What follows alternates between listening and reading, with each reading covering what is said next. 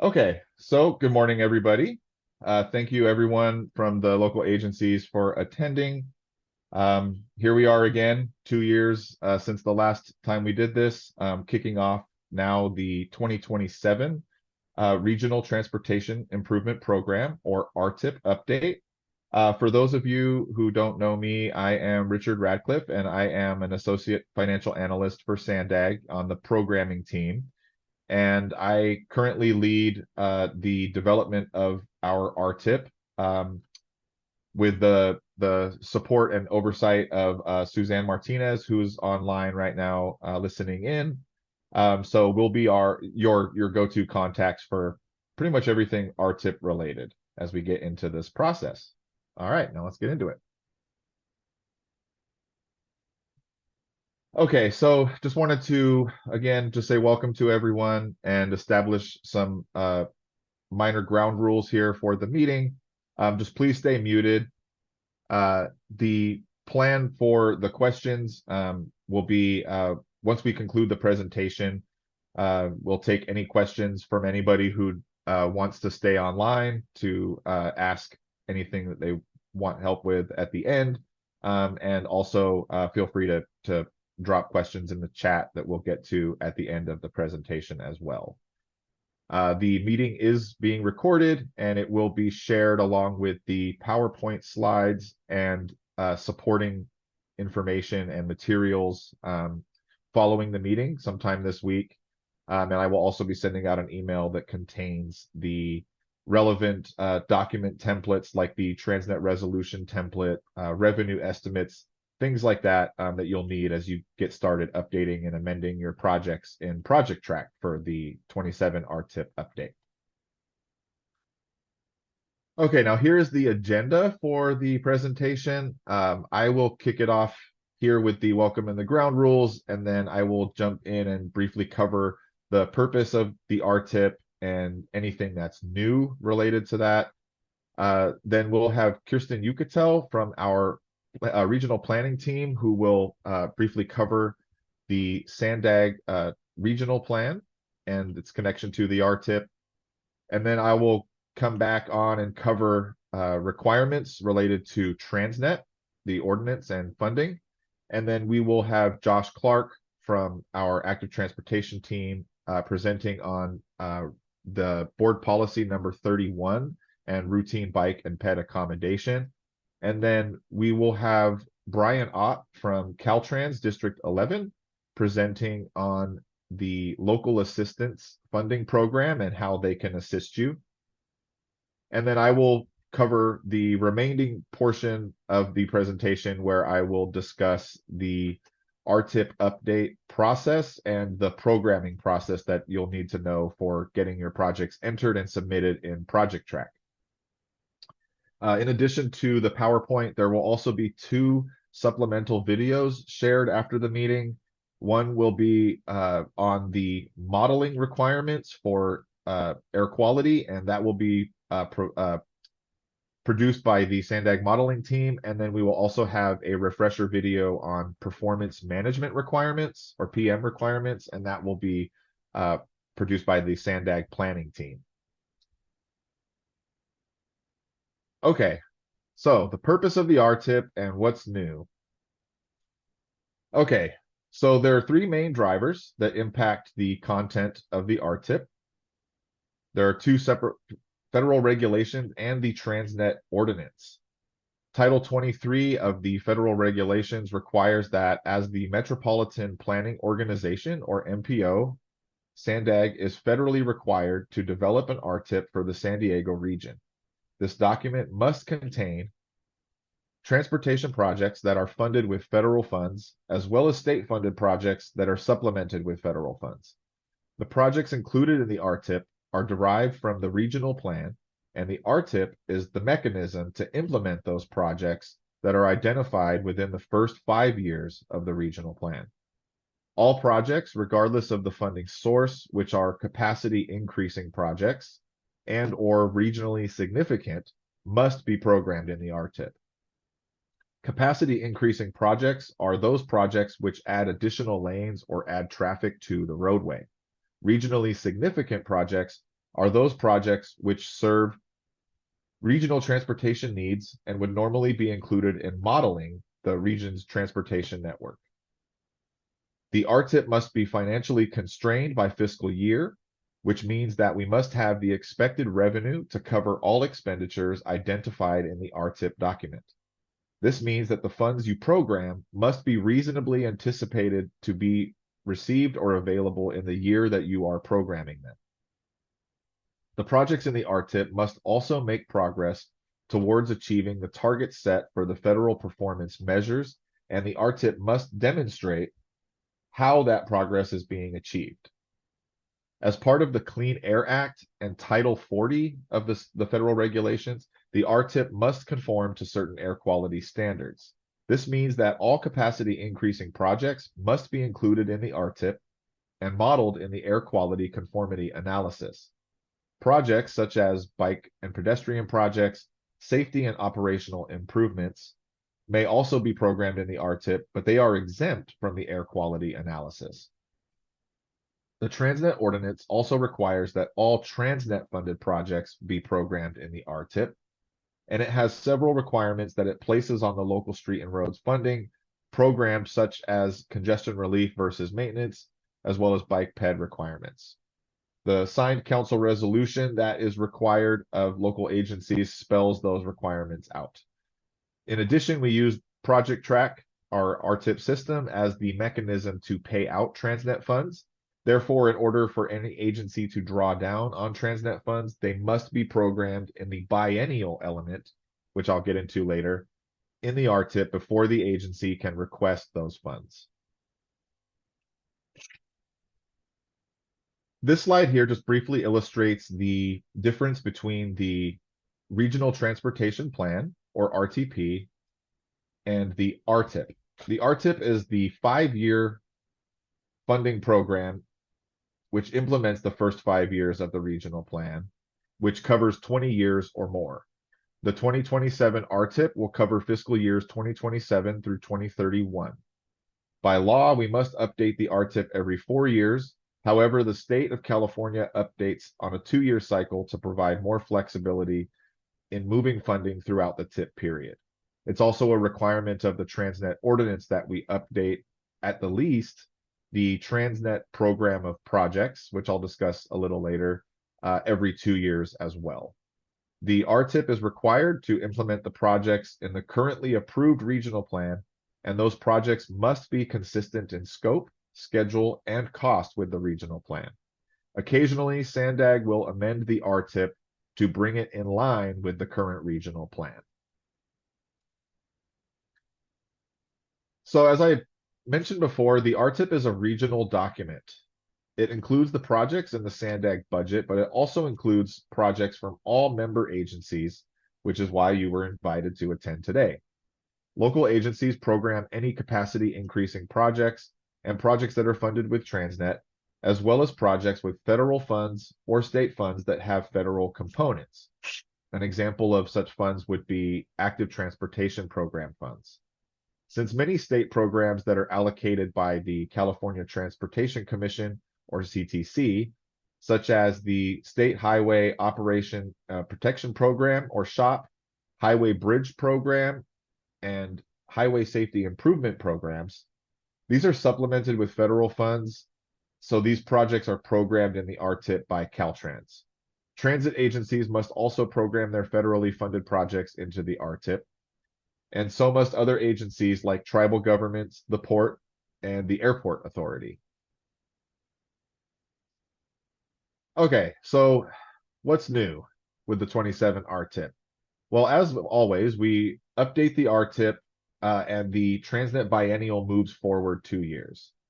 The current biennial period for the 2025 RTIP is fiscal year 25 and 26. That biennial will conclude on June 30th, 2026, and then we will move into the next 2-year biennial, covering fiscal years 2027 and 2028. Any Transnet funds that have not been drawn down prior to that date of June 30th will become carryover, and then they'll need to be reprogrammed into a current year in the 2027 RTIP. Okay, I know this is something that a lot of folks get excited about, but we have draft revenue estimates for fiscal years 2026 through 2031, excuse me. 2026 has been revised slightly. These estimates are scheduled to go to the SANDAG board on February 27th for approval. As I mentioned, the FY26 revenues have been revised. These will be updated in Project Track for the next formal amendment that we will open in April, that will be board approved in July. Again, any funding that's not drawn down from fiscal years 25 or 26 will need to be reprogrammed as Transnet carryover in the biennial in the 2027 RTIP, either in fiscal year 27 or 28. And again, this forecast includes fiscal years 26 through 31. And here is a snapshot of that really quickly.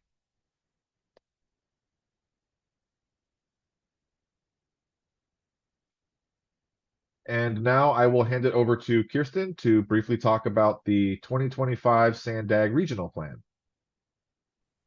Good morning, everyone. My name is Kirsten Yucatel, and I am a senior planner in the Environmental Compliance Group at SANDAG. Can you go to the next slide, Richard?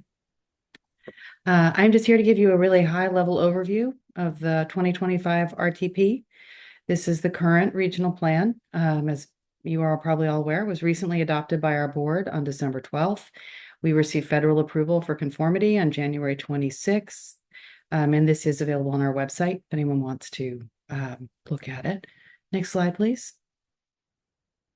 So the 2025 regional plan project list is obviously the governing regional plan for the 27 RTIP. So projects should be consistent in scope and cost and schedule with what's in the 2025 plan.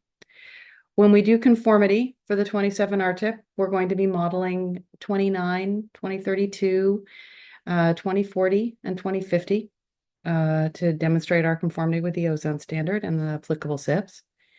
Our air quality budgets, we expect will remain tight in the early years, and we will be using MFAC 21 with the new adjustments for the first time. So we anticipate not being able to accelerate open to traffic dates in the 27 RTIP. Next slide. And I think actually, there we go. That's it for me. Yep. Thank you so much. Thanks, Kirsten. Okay, so back up to me again here, and I will cover the requirements for the Transnet ordinance and for Transnet funding. So as many of you know, the Transnet extension ordinance was passed in 2004, and it took effect in 2008 for the collection of a half-cent local sales tax to fund regional transportation projects. The SANDAG board wears its hat as the San Diego County Regional Transportation Commission to carry out the ordinance provisions. The sales tax measure also included a provision for the creation of an independent taxpayer oversight committee, or ITOC, which provides accountability for expenditures made under the program. The ITOC also is responsible for developing recommendations and for improvements to the financial integrity and performance of the program. One way the ITOC does this is by conducting the annual fiscal and compliance audits, as well as the triennial performance audit. The ITOC also provides an annual report of the Transnet program to the SANDAG board in July of every year. Why is this important to you? The ITOC reviews what you have programmed in the RTIP, in addition to how much Transnet you are spending, and makes recommendations based off of that information. They receive quarterly information on how each jurisdiction is spending and may reach out to request a presentation on your current Transnet program of projects. In reviewing projects proposed for funding in the RTIP, the ITOC focuses its review on Transnet-funded programs and projects and reviews those for funding eligibility and consistency with ordinance requirements, including a review of cost increases or scope changes. They do this by reviewing RTIP amendments and other reports that SANDAG staff provides on a regular basis. Okay, so next we'll jump into the major components of what gets covered in the fiscal audit. The MOE, or maintenance of effort requirement, congestion relief versus maintenance provision, local agency balance limitation rule, and the RTCIP, or regional transportation congestion improvement program, not to be confused with the RTIP. Today we'll focus mainly on the 70-30 and the RTCIP, as those are the two most relevant areas for the RTIP. If you want more information on these audits, please reach out. We're happy to try and get that for you. As part of our discussion, we're going to refer to Board Policy 31, which, although it's not part of the ordinance, but it does include rules adopted by the board in its role as the Transportation Commission. The purpose of the board policy rules is to offer implementing guidelines for the ordinance and any amendments to the Transnet ordinance. The audit will sometimes trigger an RTIP amendment. If the audit finds that you have spent Transnet funds differently than what is shown in Project Track, then you may need to adjust this in Project Track. There are some exceptions. If the project is complete, you do not need to amend the projects if those funds are in prior years. If the funds are less than $1,000, then you also do not need to program them. So here we cover the 70-30 split between congestion relief and maintenance for local streets and roads. The ordinance requires that at least 70% of revenues be used to fund congestion relief projects, and no more than 30% of funds be used for maintenance purposes. It's the intent of the ordinance that local agencies do not cumulatively, over the life of the ordinance, use more than 30% on maintenance. You'll find implementation guidelines at the back of Board Policy number 31, Attachment 2 to Rule number 18, listing the types of facilities that will be eligible under the congestion relief and maintenance categories, which you'll want to refer to when entering your projects in the system for purposes of the RTIP, since each project must state whether it is intended as a congestion relief or a maintenance project. Every quarter, the ITOC reviews how jurisdictions are spending and programming their Transnet local streets improvement funds. And if any agency is not spending and or programming at least 75% of their projected revenues, then the ITOC may ask for additional information as to why.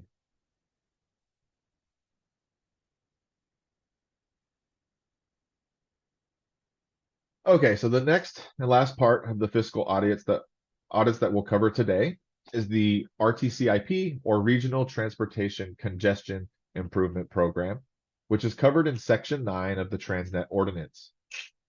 This provision was inserted in recognition of the fact that future development should contribute its proportional share toward funding the Regional Arterial System, or RAS, to mitigate transportation impacts resulting from development.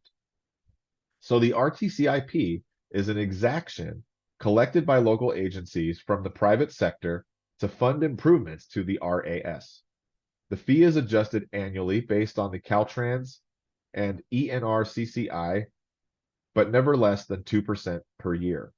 In order to comply with the ordinance, RTCIP funds can only be applied to regional arterial projects. If the RTCIP funds are not spent within 7 years, as identified by the audit, you will then be required to program them to demonstrate your commitment to utilizing these funds. And now I'll pass it over to Josh Clark to talk about the Transnet bike and ped requirements. Excellent. Okay, thank you, Richard. Hi, everyone. I am with the regional planning team as active transportation planner here at SANDAG. It's nice to be with you all, and we'll talk about the routine accommodations for bicycles and pedestrians in your projects, all projects. All right, Richard, next slide, please. Okay, so we're going to the Transnet ordinance itself here to start, and here it's laid out that all new projects or major reconstruction projects shall accommodate travel by pedestrians and bicyclists, except where pedestrians and bicyclists are prohibited from using the facilities by law, or where the cost of including bikeways and walkways would be excessively disproportionate to the need or probable use. We're going to come back to that second bullet in a couple slides. And then also in this section, such facilities for pedestrian and bicycle use shall be designed to the best currently available standards and guidelines. Excellent. Next. Okay, and then the accommodations for bicycles and pedestrians take a big cue from the context of the roadway, and you can see here that there's the roadway contexts are kind of generally split to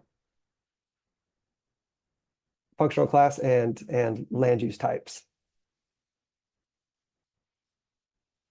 in addition to transit service. So the third element here that we look at is consistency with local jurisdictions, bicycle or pedestrian plans. And so we are going to be adding the local plans, bicycle facility, planned bicycle facility networks to the SANDAG iBike map so that we can toggle those on and reference on both sides with what is planned in each agency's in each jurisdiction. So that should be a more helpful way to reference for both parties, and it'll be coming online quite soon. All right, next. Okay, the audit recommendations to ensure compliance with Board Policy 31, Rule 21 is that we need to reference the plans and determine whether or not there is compliance. So the big elements are the bikeways facility types and the pedestrian facilities that are included. The pavement rehab 1-inch overlay is an important kind of threshold or distinction for sidewalks particularly. So this is the definition for a reconstruction project at 1-inch overlay, and there is a condition where sidewalks need to be added if curb and gutter and drainage facilities are in place once that 1-inch threshold is met. Excellent. So yeah, you can see examples of all 4 project types that we will need to see the plans for and review against Rule 21, and drawings are not needed for planning documents or studies, signal or fiber projects. So the performance measures are tracked in Project Track using a dropdown in response to the bike and ped question, and you'll be filling out what facilities are going to be included in your project. Next. So the resolution requirements do have that, as I mentioned earlier, sort of carve out for excluding the bicycle and pedestrian features, but this must undergo a public hearing process. And if a project is determined to be non-compliant, for example, the sidewalks on 1-inch or greater with curb and gutter present, or inconsistent with the local plan, or the routine accommodations here, then those projects will be recommended to ITOC as potentially not eligible.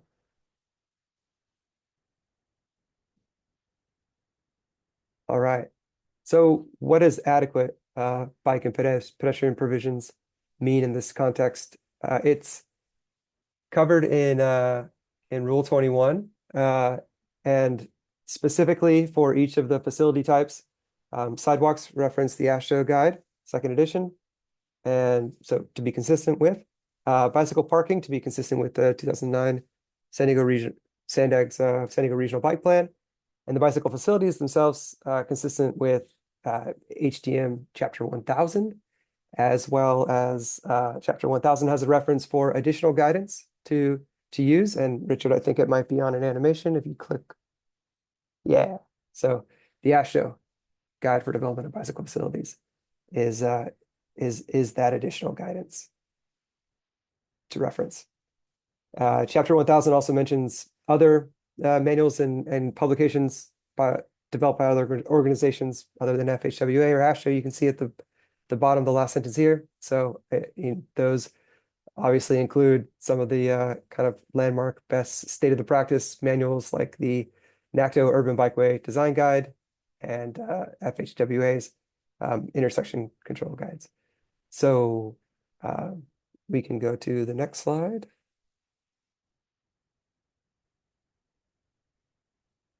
There is a link to Board Policy 31, Rule 21. And if you would like some help interpreting it or discussing consistency, please don't hesitate to reach out to me.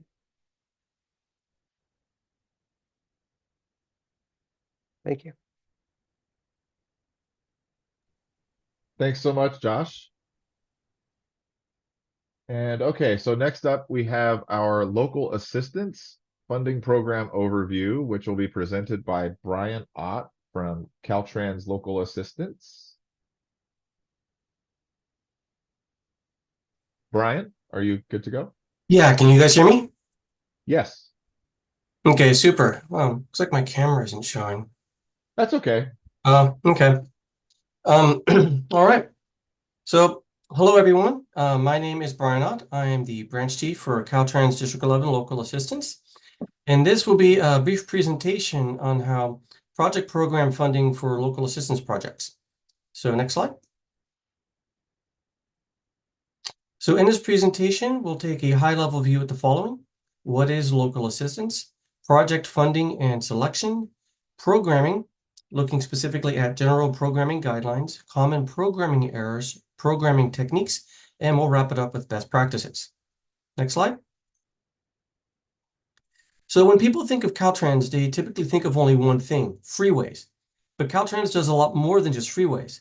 Caltrans is focused on providing a world-class transportation network that is safe and reliable, serving all the people of all the communities, and doing so in a manner that respects the environment.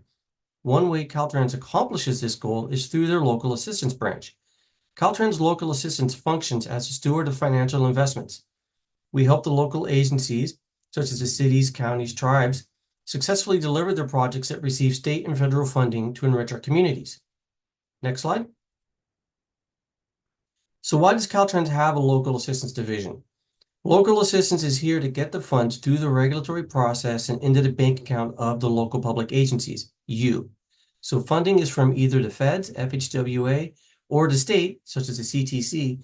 Hence, the funding source will dictate the degree of complications and also the amount of paperwork. Next slide. So our partners are many. Our regulatory partners include FHWA and the CTC at a high level to secure funding. We interact with regional transportation planning agencies, the metropolitan planning organizations who program the funds. This includes ICTC and SCAG in the Imperial Valley and SANDAG here in San Diego. Our customer base are the local public agencies, such as the various cities and counties in both San Diego and Imperial Valley regions, but also the local tribes, joint powers authorities, the Port of San Diego, transit agencies, some school districts, and even both SANDAG and Caltrans. For local assistance, our job is a bit of a balancing act, ensuring the funds are administered in timely fashion and the laws and regulations are followed, all while advocating on behalf of the local agencies to our regulatory partners and assisting the local agencies to navigate the laws and regulations to ensure their projects are successful. Next slide. So local assistance has three primary areas of focus: project delivery, guidance, and oversight. Essentially, what that means is we process the local agency funding request, both state and federal. We help the locals through the FHWA and CTC maze of regulations and forms. We help the locals understand the various guidelines for fundings. We provide timely announcements on existing and new programs. We provide training, and we ensure compliance with federal and state requirements through oversight. Next slide. So now let's look at a brief overview of how a local agency applies for funding in one of the various federal or state programs. So how do I get my project funded? First, is it adopted into the long-range regional transportation plan? Second, is it on or off the FedAid system? For questions on who to contact for funding, do not directly contact FHWA if you have a funding question. Begin with contacting the program grantor if you are unsure if the project has federal or state funds. So for example, for a project, for programs noted in blue, you would contact Caltrans. For discretionary funds, such as CPF, CDS, which is kind of rare, you would contact your congressman. Next slide. So this is the process for Fed aid programs. You can see that Caltrans would issue a call for projects. The local assistants help the agencies get familiar with the applications. Local agencies submit the applications for funding to Caltrans. Caltrans reviews, verifies, and evaluates the applications and then ranks them. And then Caltrans will provide an approved project list to the MPO for programming into the RTIP. Next slide. So selection of projects by the MPO is the process for state-funded projects. For these projects, the local agency will have already identified the need for the projects. In this process, the MPO will issue a call for projects. The local agency will submit their applications for funding to the MPO for inclusion into the regional transportation plan, and the MPO will program the accepted projects into the RTIP. So similar as the previous process, you're just working through Caltrans or SANDAG. Next slide. So once the local agency has secured funding via one of the federal or state programs, the next step is to program the funds. So this simplified flowchart illustrates where in the project phase transportation programming occurs. Caltrans local assistance begins working with the local agency as the transportation programming phase and will assist in all the subsequent phases through project completion and closeout. So now let's take a look at a few of the most common local assistance programs, starting with the Highway Bridge Program. The Bridge Program does not have a call for projects per se. A project can be added potentially at any time, but this is typically done at the October status report or the March update. Local agencies are responsible for programming capacity increasing projects, while Caltrans will program the non-capacity increasing projects in Cal 44. Bridge projects require a local match, and this is up to the local agencies to program if using Transnet funds. Next slide. So let's now look at the Highway Safety Improvement Program. HSIP has a call for projects announced in the spring of the even calendar years. Note that a call for projects for Cycle 13 can be expected in the spring of this year, so be on the lookout. Caltrans will program the funds in the group listing Cal 105. Although federally funded programs beginning in Cycle 10, some projects had their federal funds exchanged for state funds.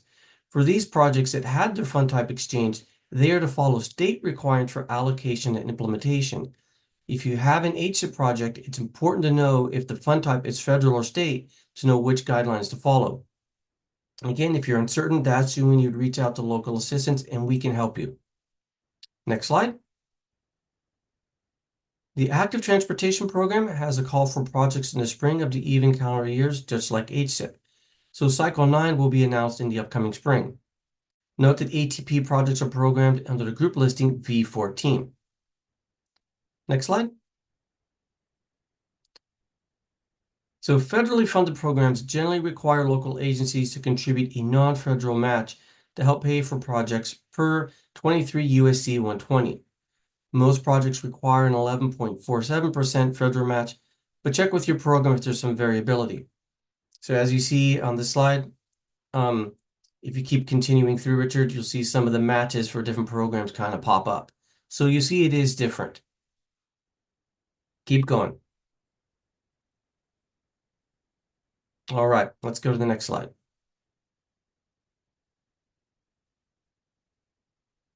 So now let's take a look at an example of the individual project listing for a local assistance project. There's some animation on this, Richard, so feel free to just start hitting some buttons. So we're going to focus on 5 of these areas. You've got the project description, you've got the fund type, you've got the fund year, and you've also got the fund phase. And the fund amount that was programmed per fund type, that which focuses on the phase and also the year. So the RTIP, your way you program it is really important in regards to can your project be moving forward. Next slide. So note that all your hard work up to this point can be rendered useless if your project is delayed, if your project is programmed incorrectly in the RTIP based on the last slide. So this is a list of the common errors that we see. Not enough money is programmed. The wrong fund type. The wrong phase is programmed. The funds are programmed in the wrong fiscal year. The funds are programmed outside the 4-year RTIP funding window. No EPSP is approved. No programming for advanced construction. And the project description is incorrect. Next slide. So the RTIP is not completely set in stone. So not all is lost if you made any of the errors we just discussed. Through the use of certain programming techniques, it is possible to move funds around, albeit with limitations. This is done using advanced construction, post-programming, and EPSP. Next slide. So in advanced construction, FHWA approves a project as being eligible for federal funding, but does not commit to funding the project. Advanced construction, or AC as we call it, is typically used at the discretion of the local agency when there is insufficient balance of federal funds or lack of OA. The local agency must have sufficient local funds to pay for the entirety of the project costs until such time as federal funds can become available and for reimbursement, which is AC conversion. This allows you to begin your project early, but as the local agency, you must consider the risk that the federal funds may never become available. So a quick summary of how this works is funds initially are programmed as AC in the RTIP and are authorized by FHWA via an E76. At this time, the local agency is bearing the burden of all the project costs and cannot submit an invoice for reimbursement as the local agency has begun the project without a formal commitment from FHWA for federal funds. Remember, the project funds are only eligible for federal funding at this point as FHWA has not committed to funding the project. At a later date, when FHWA has committed to funding the project and funds are available, a follow-up E76 must be processed to obligate the federal funds onto the project. Now, that E76 is what initiates the process called AC conversion. This second E76 places the project funds under agreement with FHWA. The project and the phase of work for AC conversion must be listed in the current FTIP at this time. Once the E76 for AC conversion is authorized, then the local agency may begin to submit invoices for the work performed. So just remember, reimbursable work must follow the federal requirements to be eligible. I hope that makes sense. Next slide. So post-programming is used when the project costs of a current phase of work exceed the expected, that is, programmed or obligated amount, and additional funds must be authorized to complete the project. It allows funds programmed in a future fiscal year for that phase of work to be brought into the current fiscal year, or new funds to be programmed on the current phase of work in the current fiscal year. So post-programming requires the local agency to obtain a letter from SANDAG requesting the additional funds as post-programming. Without the letter from SANDAG authorizing post-programming, we would need to wait for an RTIP amendment before the E76 can be processed and authorized. And to expedite authorization of funds, SANDAG is just providing a letter in lieu of the updated programming document, which will be done at a later date. So post-programming requests are not guaranteed as fiscal constraints must be maintained. Next slide. So let's now look at expedited project selection procedures, also known as EPSP. EPSP follows a local EPSP allows a local agency to begin a project or phase, such as right-of-way or construction, listed in the current RTIP quadrennial with funding programmed outside of the current federal fiscal year. For example, the CON phase is not open and no money is programmed for CON currently in the current fiscal year. With EPSP, you can open the CON phase and advance money to the current fiscal year from a future year. Fiscal constraints still apply. As a local agency, you must request EPSP from the funding grantor who approves the request. Example of the funding administrator for, say, HBP or HSIP would be Caltrans. So you would need to get approval from them if you were to use EPSP for one of those two programs. Next slide. So now let's briefly look at a few best practices. So best practices include familiarizing yourself with Caltrans Local Assistance website and where to find the information such as manuals, programs, guidelines, forms, etc. Each local agency is assigned an area engineer. Coordinate with your area engineer early and often. These people are here to help you, so please reach out to them whenever you have questions and leverage their expertise. Ensure your project scope, cost, and schedule line up with programming in the RTIP. And lastly, early delivery in the fiscal year is highly encouraged. Next slide. So I hope this presentation was informative. If you have any questions, please contact myself or your area engineer. Please make note of the local assistance website and bookmark it, as information on programs is regularly being updated. This is also where you can find the various forms.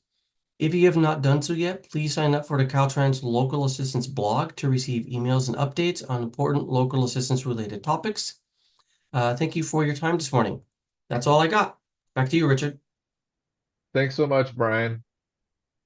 Okay, so I will now get into the meat and potatoes of the presentation, covering the 2027 RTIP update and programming requirements.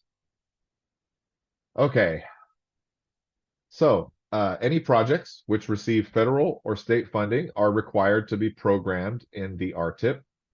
And this includes all projects funded with federal grants, any state program, as I mentioned previously, that is supplemented with federal funds.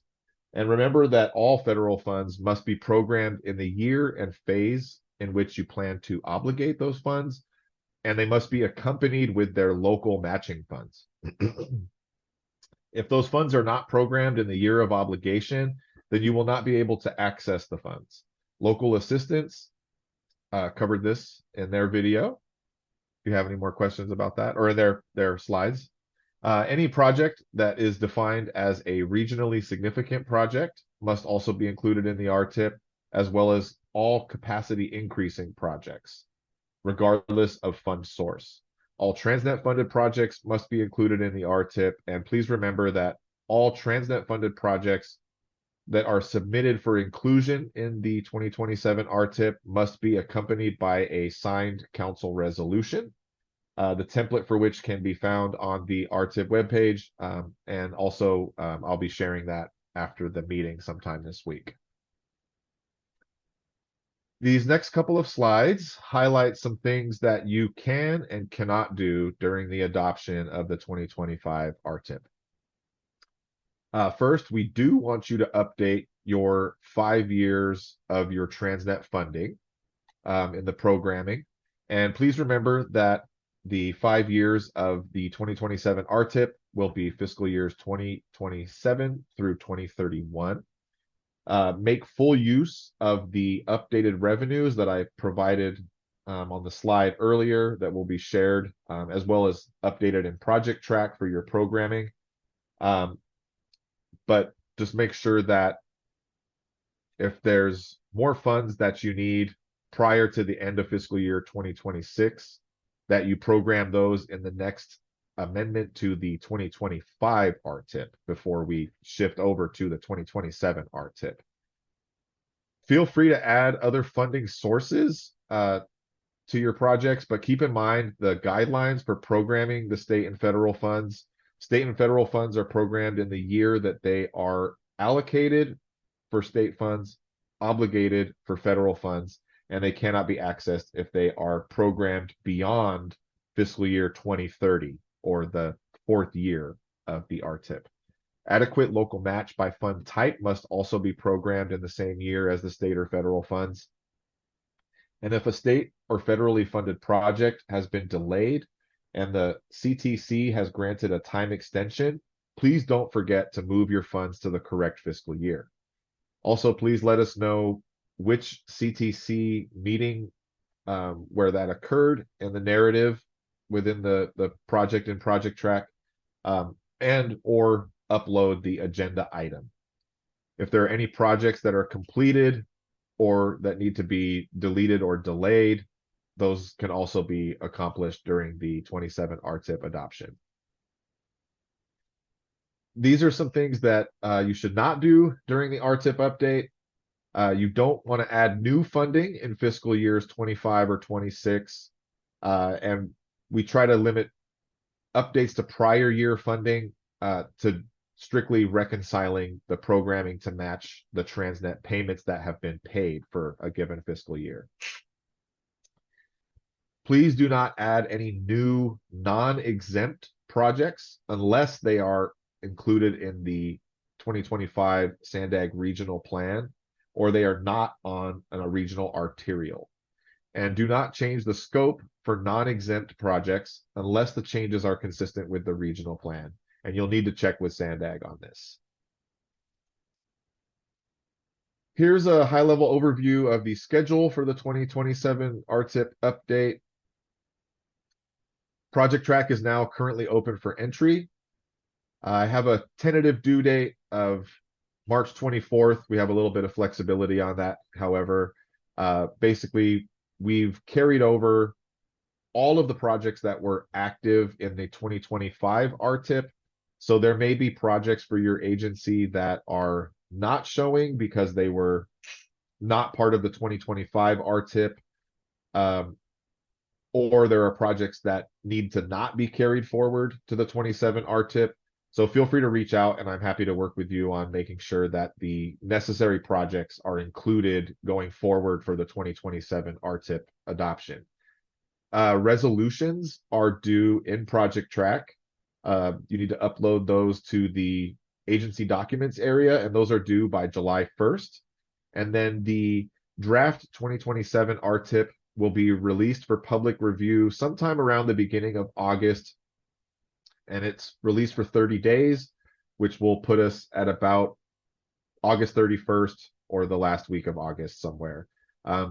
We have the public hearing tentatively set for the September 18th Transportation Committee meeting, and then the SANDAG board will be asked to adopt the 2027 RTIP on September 25th at its meeting, and then it's due to the state by September 30th. So cutting it kind of close there. But then we expect federal approval of the new RTIP probably around December 16th of 2026.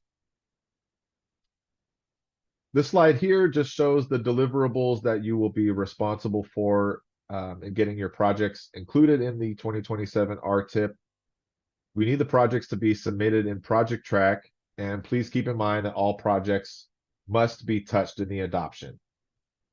Any projects that were in the 2025 RTIP that will not be getting brought forward will need to be marked as either completed, deleted, or delayed.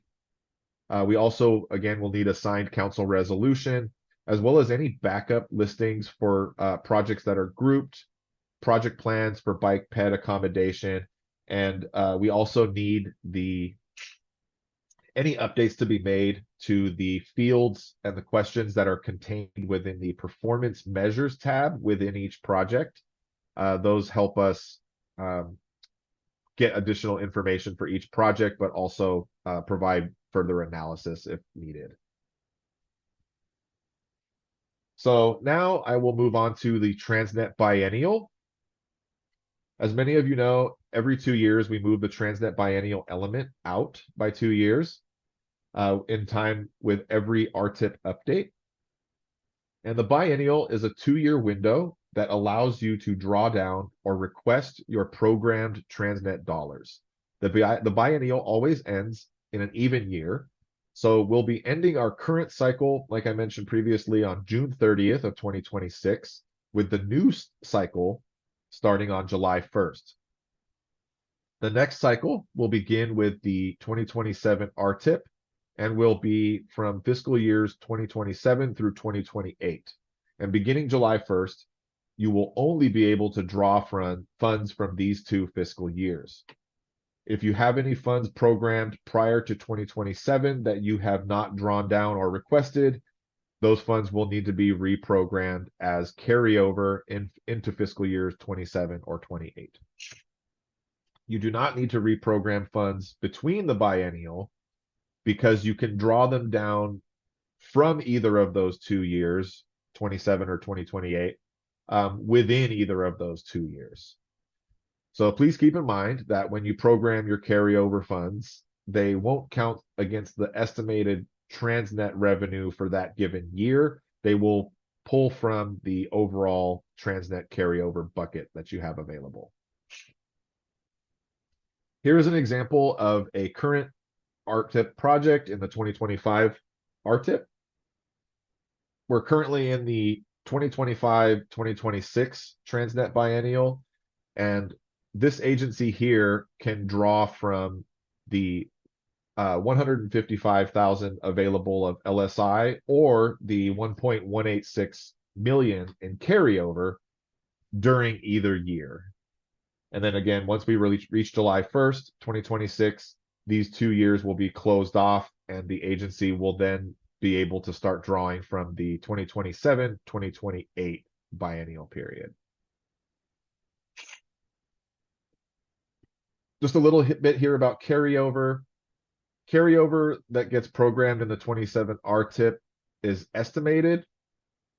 Actual carryover will be made available from our finance team closer to the end of the fiscal year, sometime usually around May, to make it available so any agencies can make any last-minute updates to their programmed carryover. We do highly encourage agencies to program all of their available carryover and draw down the carryover first before using the current LSI revenue estimates. And this slide here just covers the brief overlap that we will have between the 2025 RTIP and the 2027 RTIP. Until the 2027 RTIP is federally approved, which we expect will be around December 16th, the 2025 RTIP will continue to be the active RTIP, and it is basically where you will still be drawing funds from the biennial until after July 1st. And then once federal approval happens, the 2025 RTIP will then be replaced by the 2027 RTIP. And new Transnet funds will be available to draw once the SANDAG board has adopted the 2027 RTIP at the end of September. Any new federal funds in the 4-year period will need to wait for the federal approval in December. August payments requests can also draw from the new biennial, but you'll want to be careful not to draw more than you have programmed at the time. Okay, now we're going to get into the last remaining slides here discussing the programming process and how you'll get your projects into the 27 RTIP in Project Track. So when you first go into Project Track to program your projects, you will want to go where it says TIP Adoption and choose that. And then you will be presented with the options in the lower portion of the screenshot.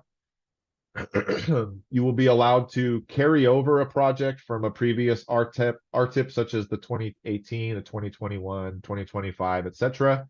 And you'll want to select whichever of the options is most appropriate. As I mentioned previously, we went ahead and carried over most projects that were already active in the 25 RTIP. So you'll just want to make sure that any projects that were carried over should have been carried over, or that if you're missing any, those do get carried over into the 27. And like I said, I'm happy to work with you to do that.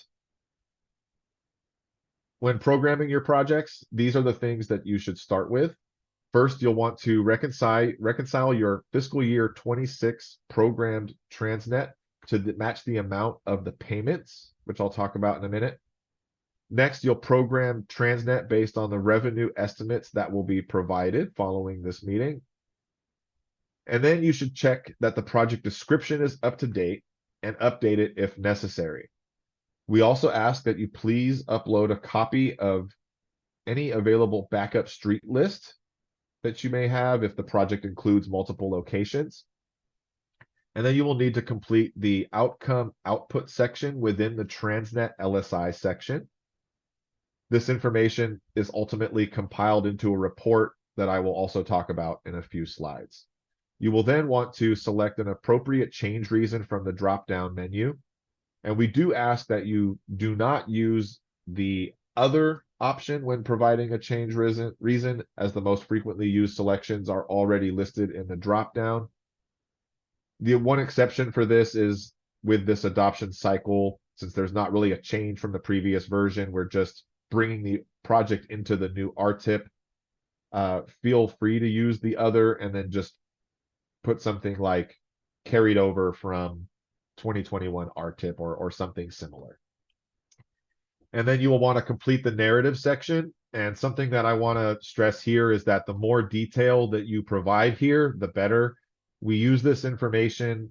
It's not shown directly to elected officials and board members and the public, but it does give us the context and the information that we need or that we can use to help answer questions that we may receive on specific projects. So again, the more detail you provide here, the better. Okay, now quickly to reconcile the program Transnet to match the payments, you first will compare the total Transnet LSI programmed in a given fiscal year against the payments made in that year using the payment tab. And then if necessary, you will update the program Transnet amount to match the total amount paid. And on this slide here, you can see at the top, I've indicated where the payment tab is, and then also the amount that should be matched up with the programming amount to align the payments and programming for the fiscal year. The outcome and output report is a result of the ITALK triennial performance audit, and we use it as a tracking mechanism for Transnet funded projects. It was first implemented in the 2016 RTIP, and it's updated every 2 years with each biennial. The data gets collected in each biennial period and is consolidated into a report that summarizes the planned investments for the region. This plan for improvement, combined with the annual local street and road program report, provide greater insight for the ITALK and the public as to what the Transnet sales tax is accomplishing for the region. This data will be reviewed as part of the project acceptance process. So we are asking you to update the outcome output section, which is part of the Transnet LSI information section on the project information screen.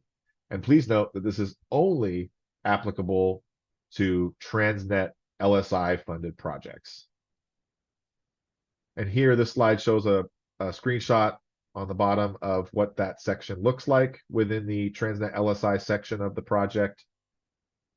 These categories are taken from attachment 2 to board policy number 31, which is the attachment that discusses which projects are congestion relief or maintenance.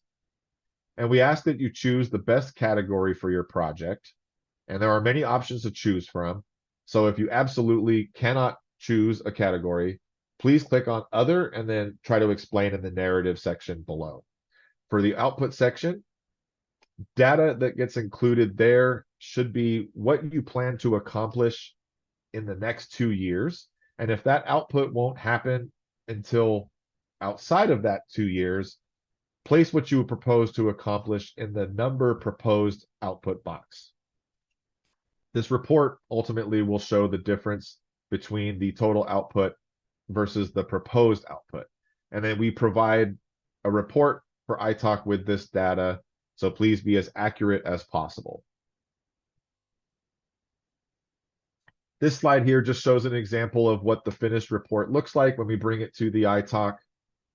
As an example here, you can see that, in the 2025 RTIP biennial, there were little over 32,000 feet of sidewalk accomplished, as well as 420 miles of roadway rehabilitation with 1-inch thick or greater overlay accomplished. And keep in mind too that these numbers here are combining all of the local agency projects into these totals. So these aren't just made up of one specific agency. This is totaled of all of the agencies that contributed to these metrics.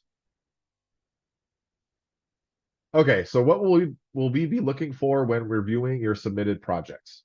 The first thing we do is we run the Transnet Revenue versus Program report, which helps us determine whether the submitted projects are fiscally constrained, basically meaning that you're not over-programmed with respect to the Transnet revenue that you have available.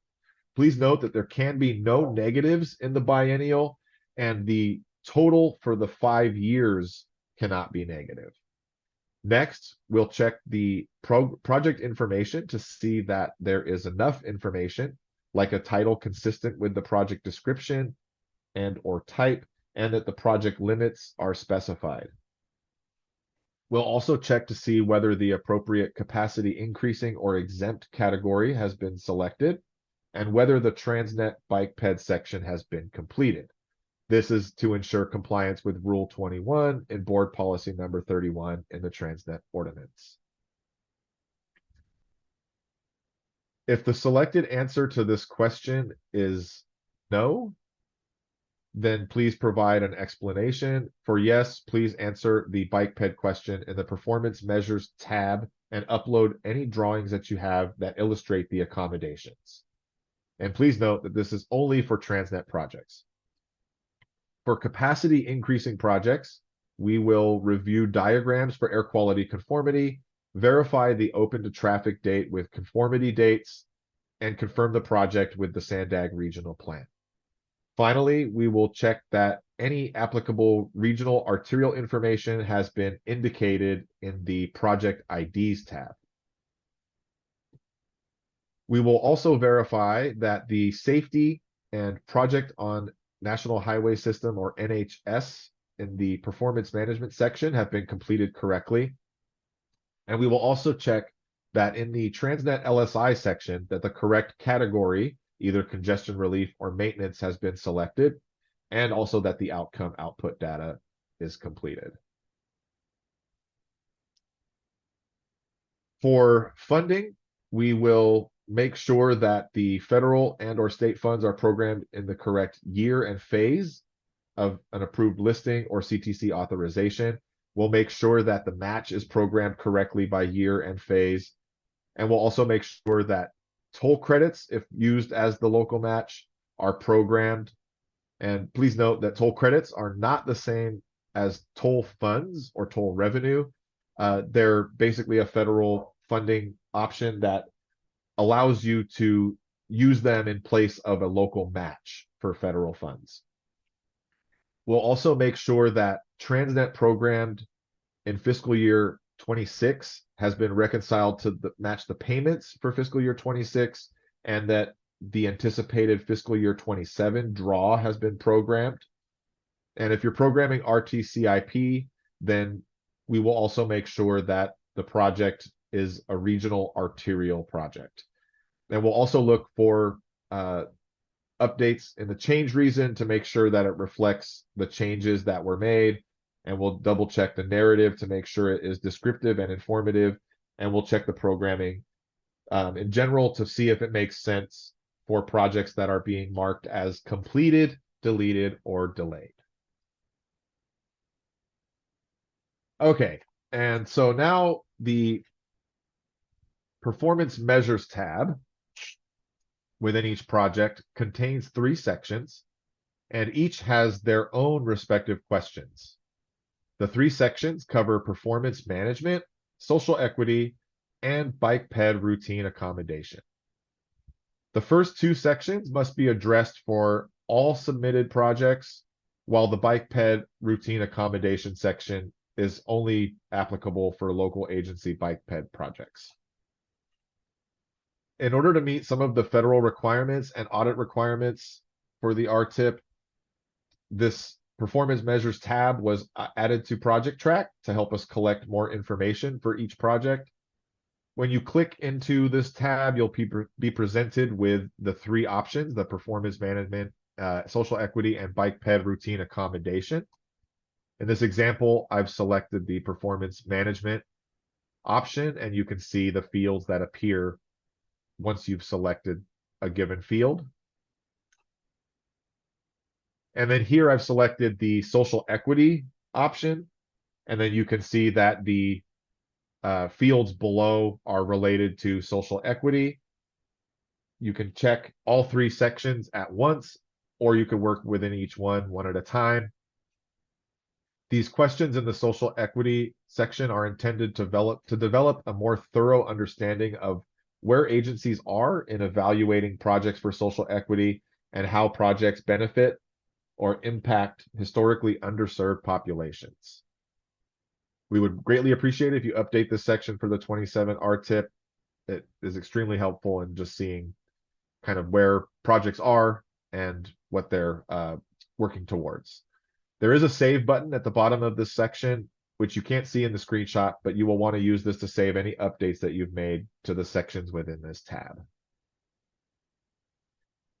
So how can you help us? You can submit your projects as early as possible. Again, I've carried over many of the projects that I assume will be active in the 2027 RTIP. So you have a good starting point there. Also provide complete, accurate, and complete data. An informative change reason goes a long way, and so will having your program amounts balanced to match the revenue. Uploading documents is a great way to provide backup and supplemental information for your projects. And examples of documents would include street lists, diagrams, bike ped drawings, etc. And for resolutions, you do not want to upload those to a specific project. You want to make sure you upload those to the agency documents area, as the resolutions cover all of the projects that are included in the 27 RTIP. This slide here just shows an example of some of the existing grouped project listings that we have.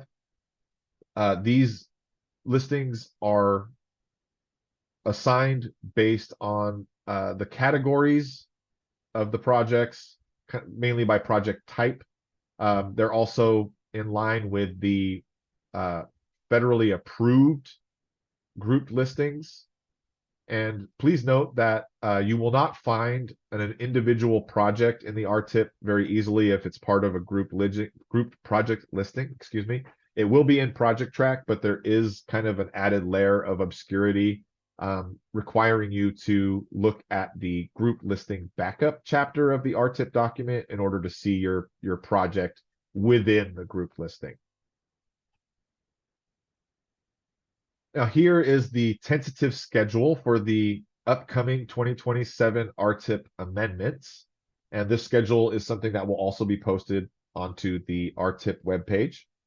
We plan to open the first amendment to the 27 RTIP in October of 2026, which will be slated for board approval in January 2027. And we will be processing quarterly formal amendments from then on.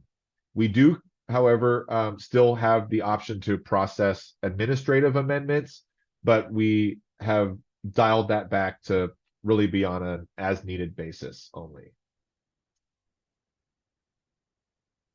This slide here provides you with a link to the RTIP webpage on the SANDAG website, as well as the link for the Project Track login page. Please visit this page to establish a new Project Track account if needed. And also, we will be sharing a link later to, I believe, the SANDAG YouTube channel, where we will post the video from this workshop presentation and also the supplemental videos on the air quality modeling and the performance management requirements. And this is a little sneak peek here at what's coming down the line for Project Track and the RTIP. We're currently working with the vendor, Eco Interactive, that provides us with Project Track. We're working to upgrade that system to a newer version. It's expected to go live in Q1 of 2027. There will be training provided, so don't worry. And we will be, I believe, around fall or sometime later this year, maybe October, November, we will be seeking experienced Project Track users who would be open to helping us in testing prior to going live in order to see that everything works correctly as it should from the local agency sponsor perspective. So we'll be reaching out for that, or feel free if you feel inclined to participate in that, let us know. We'd really appreciate that. And that's it for the presentation. I've provided my contact info here, as well as my supervisor Suzanne's info, in case you need to reach out to us with any RTIP and or programming related questions. We are scheduled to end at 11:45, but I would like to open it up to anyone that has questions who wants to stay online. Feel free to take off if you have other things to do. But I'd like to try and answer anyone's questions that's online, or anyone that dropped anything in the chat box, or feel free to raise your hand and we can call on you. But thank you for your time, and thank you for attending. This will definitely help get us all on the same page going through this process.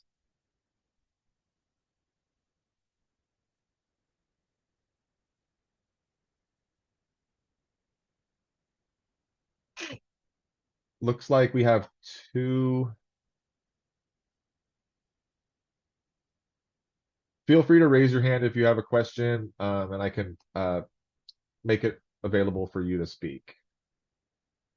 David, did you have a question still?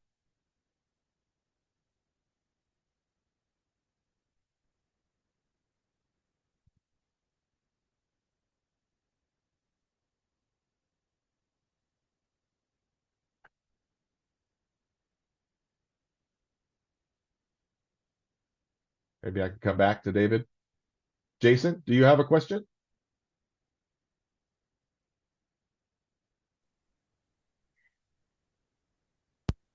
Yeah, Richard. Can you hear me? Yes, I can hear you. Okay, thanks.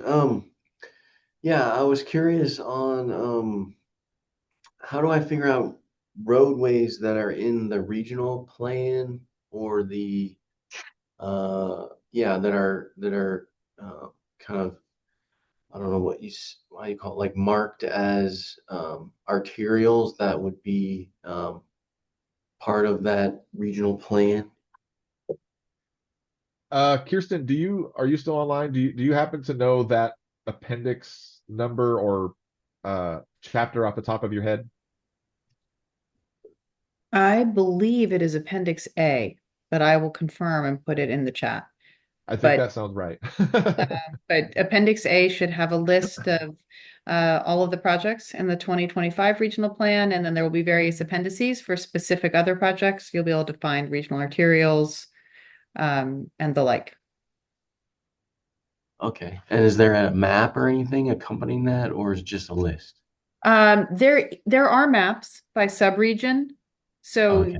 I mean, obviously they're, of the region, so there's not a tremendous amount of granularity, but you can look at the maps and you'll see the demarcations for the different projects that are grouped. You can also go to the SANDAG website, and we do have a portal where you can go in and search for specific projects. Okay, thank you. Yeah. Hey, Richard, David, Antonidas here. Hey. I might have accidentally said something, so you can disregard. There was no question, but just want to thank you and your team for the presentation today. Oh, great. Okay, thanks.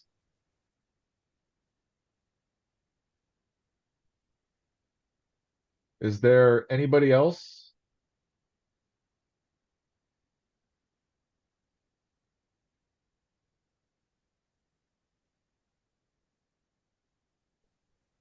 Hey, Richard, this is Sam. I just wanted to mention that I added a link to the chat for the prior gentleman that was asking about the 25 regional plan. Oh, awesome. There's a link there for the plan itself, which is going to be the ultimate source, but there is also an interactive map where you can select features and zoom in and out to different jurisdictions and find out what's in the plan. Awesome. Thank you, Sam. And I'm just looking at the chat right now. I apologize, I was not monitoring the chat throughout the presentation. Is there anyone that didn't get a question answered? Looks like maybe Joe. Do you still need an answer to your question?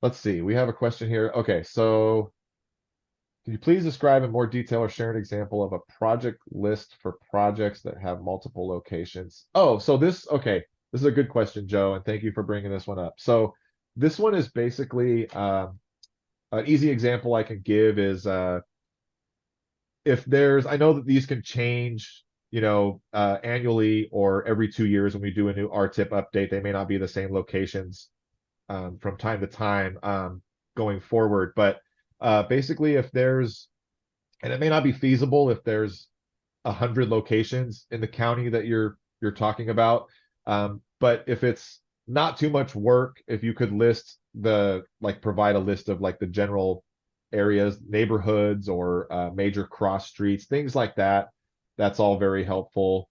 This was something that when we were doing the social equity portion 2 years ago, it was kind of a challenge because there's certain projects that just have so many locations that it makes it a lot of work for the local agency to provide those locations. But yeah, I would say if it's 100 locations, it's probably a lot of work to put that list together. But if it's something smaller than that, like I would say probably no more than like 50, I think it's okay to provide a list. It would just basically be the planned locations for the resurfacing, if that answers your question.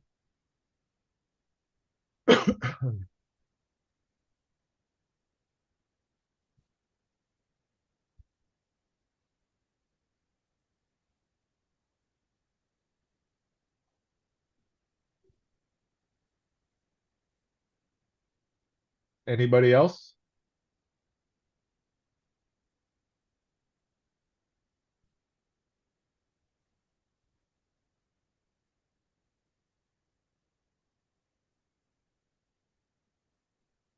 Okay, well, I think that's it. I'll be on for another minute or two in case anybody has any last minute questions, but feel free to sign off and feel free to reach out to me after, and then keep an eye out for the follow-up emails and supplemental materials as we get started on this new RTIP process. But thank you all for attending. Looking forward to a very productive and efficient RTIP cycle. Hey, Richard, if Mario is still on, I added also to the chat a link to Appendix N for the RAS list. If he's looking for the regional arterial system by jurisdiction, that's in Appendix N. Awesome. Thank you, Sam.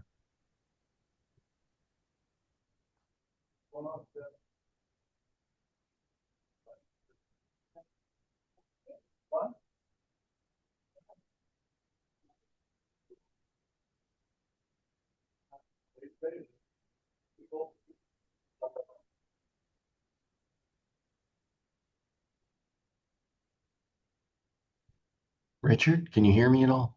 Yeah, I can hear you. Hey, this is Jason again. Where is this link? I've got the chat open, but I don't see any of the links that were shared. Is there? Oh, let me see. I kind of see everyone's Looks question. like my mistake. It looks like it went to a subgroup. Hosts and panelists, it looks like, Sam. Here, let me see if I can copy what you did, Sam. It looks like it just went to hosts and panelists. Oh, there we go. Oh, okay, everyone. Oh, sorry. Okay, there we go. Let me try this. All right, I got one done. Oh, you did it. Thanks, Sam. Yeah, sorry about that. I didn't look at the default of who it went to. Oh, that's okay. Yeah, that's helpful. Thank you.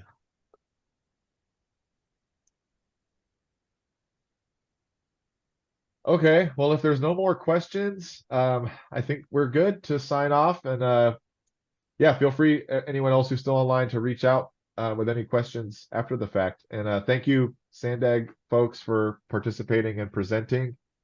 Everything was very valuable that we shared with the locals today, and really appreciate your taking the time to help out with this. Yeah, thank you. Okay, well, I'm going to end the recording.